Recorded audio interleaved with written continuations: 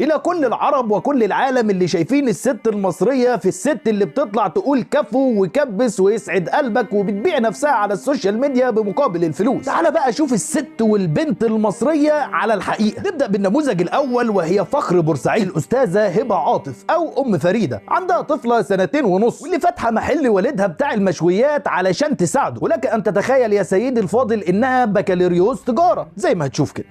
أنا اسمي هبة عاطف محمد حسن زرط، من بورسعيد، متزوجة ومعايا فريدة عمرها 2.5 سنين. وبحب شغلي هنا قوي، وشغالة فيه بقالي كتير وبشتغل بإيدي. وأنا أصلا بساعد بابا، ده محل بابايا وأنا بساعده وبساعد بابا وساعد إخواتي. أنا أصلا خريجة بكالوريوس تجارة وخلصت البكالوريوس وكملت في كليه تربيه، اخدت 2 سنين تربوي. كنت بدي دروس وانا في الكليه، يعني انا كنت بدرس في كليه تجاره وفي نفس الوقت بدي دروس برضه. الحاجه اللي تبسطك حرفيا انها في بدايتها نزلت تساعد والدها واخوها في الشغل زي ما هتسمع كده. انا ما كانش حد في المحل مع اخويا، هو بيبقى موجود لوحده يعني وبيشتغل، فكان في واحد شغال معانا وما جاش، فاخويا قال لي طب انزلي اقعدي بس ساعتين معايا ومش عارفه ايه. نزلت، بس انا اصلا في الاساس بحب المطبخ.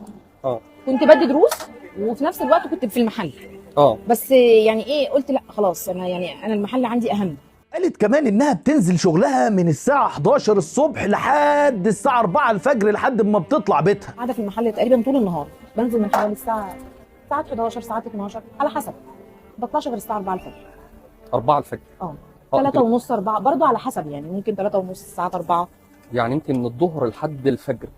وعلى عكس الستات اللي بتعمل محتوى مش لطيف وعاملاه شغلها علشان تكسب من وراه فلوس، وبمقابل ده بتسمع كلام زي الزفت سواء على السوشيال ميديا او في الحقيقه، الا ان ام فريده نفت انها تكون بتتعرض لحتى مضايقات او حد يقول لها كلمه مش تمام، لا الناس كمان بتشجعها وبتدعمها ومبسوطين باللي هي بتعمله. تعاملوا معايا على اني اختهم، انا اغلبيه تعاملي على فكره مع شباب رجاله. ما تلاقيتش من اي حد كلمه ضايقتني في يوم بصراحه. يمكن ده برضو حاجه، اكتر حاجه يعني خلتني متمسكه ان انا اكمل. نخرج من بورسعيد ونروح على الصعيد. عمرك تسمع عن راجل نجار موبيليا؟ طب عمرك سمعت عن ست نجاره موبيليا؟ لو ما سمعتش فانا هفرجك في الحلقه دي. فخر الصعيد الست رشا، واللي شافت ان اعباء الحياه كترت والصنايعيه مش موجودين بكثره علشان يشتغلوا مع جوزها، فنزلت بنفسها تشتغل مع جوزها في ورشه الموبيليا. واللي يبسطك ويبهج قلبك من جوه ان الست رشا عندها عروسه ما شاء الله في الجامعه، عندها بنوته اموره كمان في الثانويه، وطفل لسه في الابتدائيه.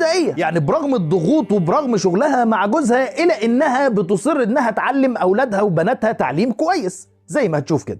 ما شاء الله. معايا 3، عندي كبيره في اولى جامعه والصغيره في ثانيه ثانوي ومحمد في 6 وراح اولى اعدادي. اما عن سبب شغلها الشغلانه دي فقالت الكلام ده. من اول ما اتجوزت، هو بعد ما جبت الاولاد طبعا، فالظروف طبعا ايه يعني، انت عارف الظروف الصناعيه والكلام ده كله. فبدات بقى ان انا ايه انزل، كنت بقى اقعد في الورشه شويه وبتاع، فبعدين قلت له خلاص علمني انا اقف معاه.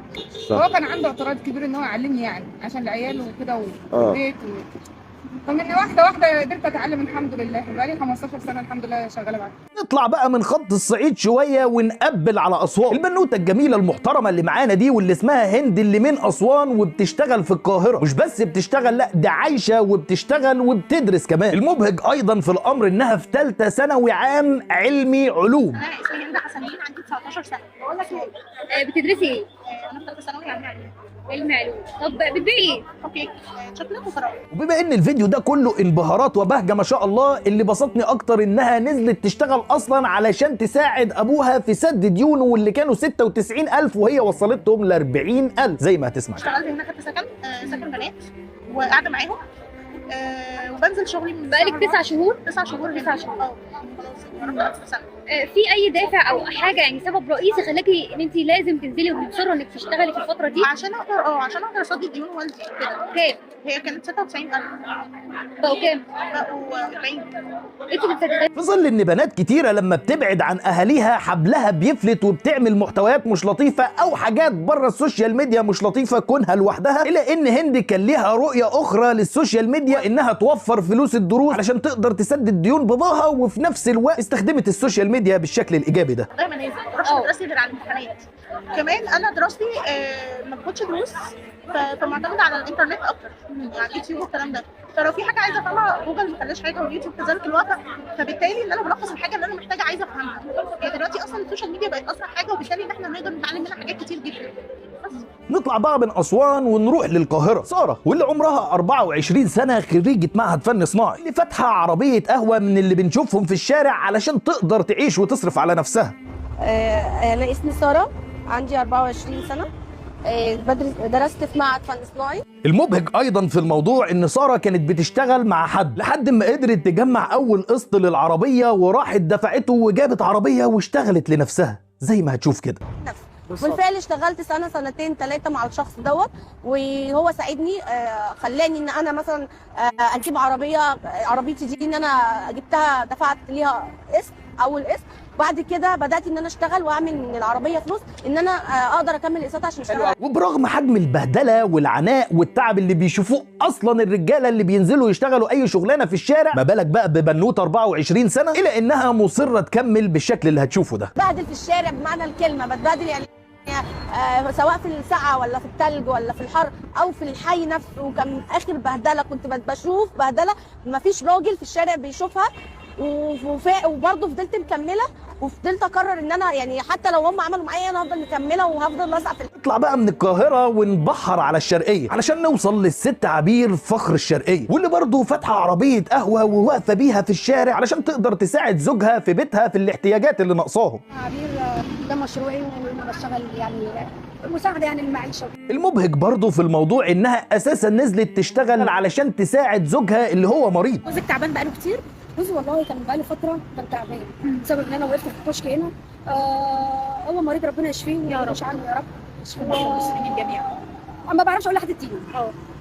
اللي حضرتك شفتهم من شويه يا عزيزي هن جزء بسيط من ناس كتيره قوي وستات كتيره قوي في مصر شبه الستات دي، بس انت للاسف من كتر اللي بيحصل على السوشيال ميديا ما بتشوفش غير الست اللي انت بتشوفها على السوشيال ميديا في الوقت الحالي، واللي بتبيع نفسها وبتعرض جسمها بمقابل فلوس. الستات دي ما استسهلوش الحياه واختاروا الصعب علشان لقمه العيش اللي بالحلال. ممكن يطلعوا على السوشيال ميديا ويكسبوا اضعاف مضاعفه من اللي هم بيكسبوه ومش هيتعبوا ربع التعب اللي بيتعبوه في الشارع، الا انهم اختاروا يرضوا ربنا وياكلوا عيشهم بالحلال. هم دول الستات اللي يستاهلوا بجد انهم يظهروا للعلن ويبقوا ترند. عايزك تخلي الفيديو ده حرفيا يلف العالم كله، توريهم الستات والبنات المصريه شكلهم ايه. اما بقى بالنسبه لك لو عجبك النماذج دي وعايزنا ندعمها ونسلط عليها الدور اكتر، فما تنساش تشير الفيديو ده وتكتب الكومنت اللي توجهه لاي واحده فيهم تحت في الكومنتات.